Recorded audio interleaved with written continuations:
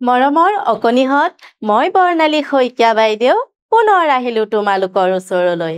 আজি মই লৈ আহিছোঁ ঝংকাৰ পাঠ্যপুথিখনৰ ৯ নম্বৰ অধ্যায়ৰ ৩ নম্বৰ অংশটি।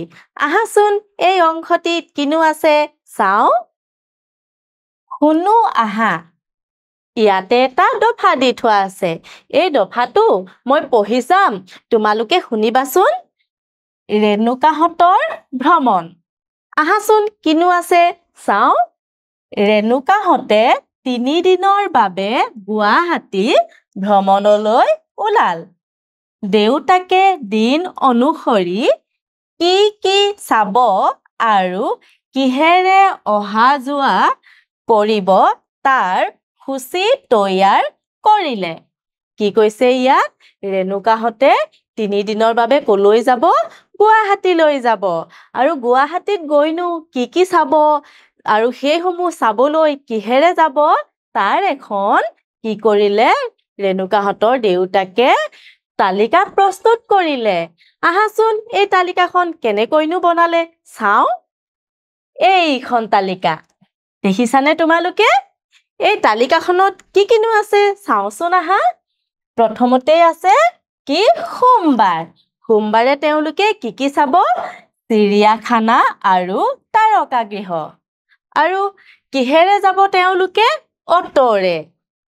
এবাৰ চাওঁ আহাচোন মঙলবাৰ। মঙলবাৰে তেওঁলোকে কি কি চাব? যাদুঘৰ আৰু বিজ্ঞান যাদুঘৰ। আৰু তেওঁলোকে কিহেৰে যাব চাবৰ কাৰণে? মটৰ গাড়ীৰে। এইবাৰ চাওঁ আহাচোন বুধবাৰ। বুধবাৰে তেওঁলোকে কি কি চাব? কলাক্ষেত্ৰ আৰু শিল্পগ্ৰাম। আৰু কিহেৰে যাব তেওঁলোকে? চিটি বাছেৰে। নহয়নে? এতিয়া এই তালিকাখনৰ মতে তেওঁলোকে সেই ৩ দিন ধৰি গুৱাহাটীত থাকিব। এইবাৰ চাওঁ আহাচোন কিনো আছে তলত। সিহঁতে গুৱাহাটীৰ বিভিন্ন ঠাইবোৰ চাই ফুৰোতে সময়ে সময়ে ফল-মূল, ভাত, মিঠাই আদি খাইছিল। আৰু সিহঁতে যেতিয়া এই ঠাইসমূহ চাই ফুৰিছিল তেতিয়া কি কৰিছিল? সময়ে সময়ে ফল-মূল, ভাত, মিঠাই আদি খাইছিল। এইবাৰ চাওঁ আহাচোন। লিখো আহা। ইয়াতে কিছুমান প্ৰশ্ন দি থোৱা আছে আৰু সেই প্ৰশ্নৰ উত্তৰসমূহ আমি কি কৰিব লাগিব? লিখিব লাগিব। আহাচোন প্ৰশ্নসমূহ কিনো আছে চাওঁ। প্ৰথমতে আমি ক নম্বৰ প্ৰশ্নটো চাওঁ আহাচোন। ৰেণুকাহঁতে কলৈ ভ্ৰমণ কৰিবলৈ ওলাইছিল? কলৈ ওলাইছিল বাৰু? জানা নহয় তোমালোকে? নহয় জানো? গুৱাহাটীলৈ। আৰু আমি উত্তৰত লিখিলে কি হ'ব? ৰেণুকাহঁতে গুৱাহাটী ভ্ৰমণ কৰিবলৈ ওলাইছিল। তোমালোকেও তোমালোকৰ পাঠ্যপুথিত থকা প্ৰশ্নসমূহ এনেদৰে উত্তৰসমূহ লিখিবা। এইবাৰ চাওঁ আহা।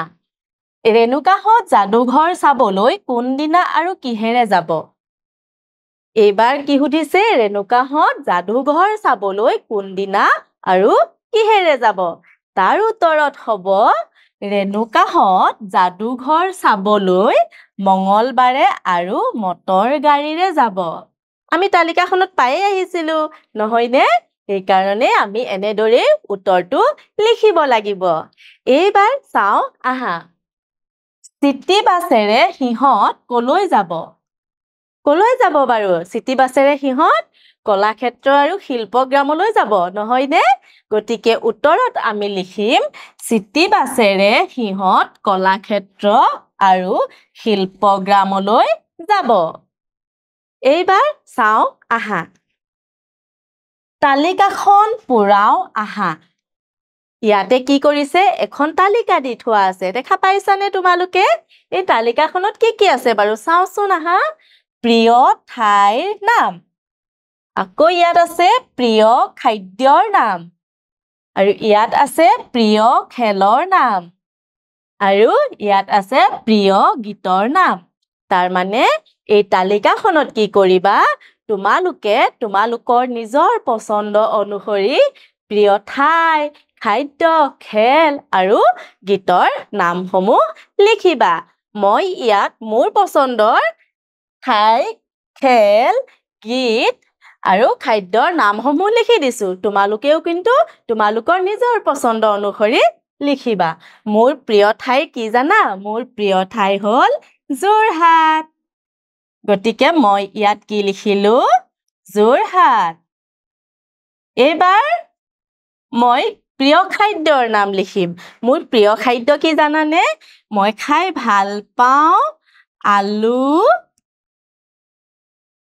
পিটিকা মই আলু পিটিকা খাই ভাল পাওঁ তোমালোকেও যি খাই ভাল পোৱা সেই খাদ্যবিধৰ নাম ইয়াত লিখিবা এইবাৰ প্ৰিয় খেলৰ নাম মই কি খেল ভাল পাওঁ মই খেল ভাল পাওঁ কাবাডী গতিকে ইয়াত মই লিখিলো কাবাডী আৰু তোমালোকে যি ভাল পোৱা সেই খেলবিধৰ নাম লিখিবা এইবাৰ আহিল মোৰ প্ৰিয় গীতৰ নাম মোৰ প্ৰিয় গীত কি জানানে মোৰ প্ৰিয় গীত হ'ল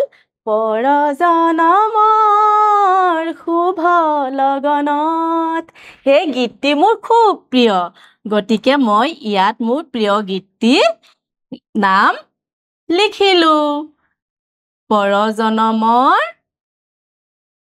শুভ লগনত শুভ লগনত তোমালোকেও তোমালোকৰ এনেদৰে প্ৰিয় ঠাইৰ নাম খাদ্যৰ নাম খেলৰ নাম আৰু গীতৰ নাম লিখি ৰাখিবা এইবাৰ চাওঁ আহা খালী ঠাই পূৰ কৰা ইয়াতে কি কৈছে খালী ঠাই পূৰ কৰিব কৈছে আহাচোন পঢ়ি চাওঁ কিনো আছে ৰেণুকাহঁতে সোমবাৰে খালী ঠাই আছে আৰু তাৰ পিছত আৰু তাৰকা গৃহ চাব এই খালী ঠাইত কি হ'ব বাৰু চিৰিয়াখানা নহয়নে সোমবাৰে ৰেণুকাহঁতে কি কৰিব চিৰিয়াখানা আৰু কি চাব তাৰকা গৃহ নহয় জানো গতিকে খালী ঠাইত কি লিখিলো মই চিৰিয়াখানা এইবাৰ চাওঁ আহাচোন